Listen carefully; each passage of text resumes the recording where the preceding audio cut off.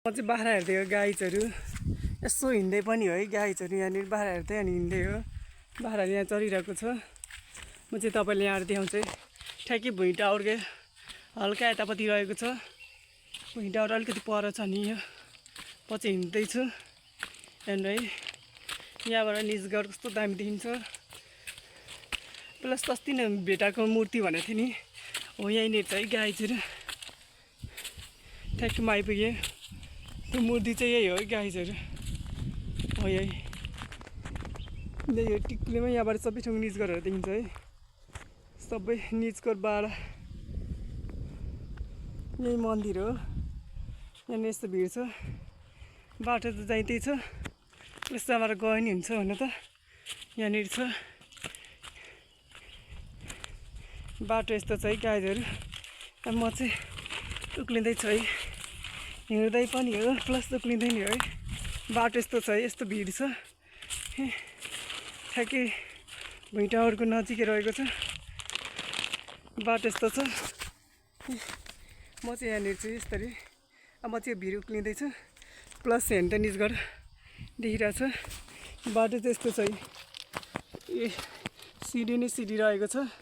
यस्तरी छ ए उक्लिनु पर्छ यहाँबाट ल है गाइजहरू म चाहिँ उक्लिँदैछु है यहाँनिर छ यहाँनिर रहेको छ है ठुलो एउटा मूर्ति प्लस यहाँ बस्ने ठाउँ पनि बनाएको छ जस्ट अपोजिट भ्यू टावर अनि यहाँबाट चाहिँ हेर्नु है सबै ठाउँ देखिन्छ निजगढको अनि म चाहिँ यहीँनिर आएर बसिरहने हो बाह्र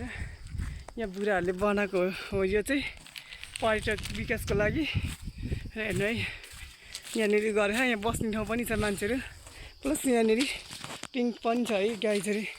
दुइटा सकरमा हाले यहाँनिर पिङ्क पनि छ है ए अब म चाहिँ पिङ खेल्दै है गाइजहरू हेर्नु है अब म चाहिँ पिङ खेल्दैछु है गाइजहरू पिङमा बस्दैछु अब पिङमा भिडियो बनाउँदैछु है गाइजहरू हेर्नु है सखुवा घारी पनि रहेको छ प्लस म चाहिँ यहाँ पिङ खेल्दै पनि हो डर लागिरहेको छ सुन्नै छ जङ्गलमा त्यस निजगढको भ्यू चाहिँ राम्रो देखिन्छ यहाँनिर घुम्न लागि बुढाले राम्रो ठाउँ बनाएको छ यहाँनिर हेर्नु त सबै डोरीहरू बाँधेर टाँगेको छ झिलिमिली बनाएको छ यहाँदेखि ल्याएर ओ यहाँ पनि जस आज तपाईँहरूलाई चाहिँ म यहाँ बसेर देखाउँछु यो चाहिँ बस्ने ठाउँ रहेको छ है गाइजहरू यही हो है यहाँ म छाप्रा देखाउँछु भुइँ टावरभन्दा अलि यतापट्टि छ है वरपट्टि छ यहाँ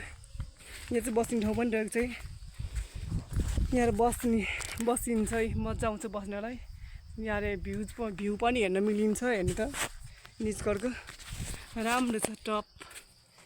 दामी देखिरहेछ है प्लस यहाँनिर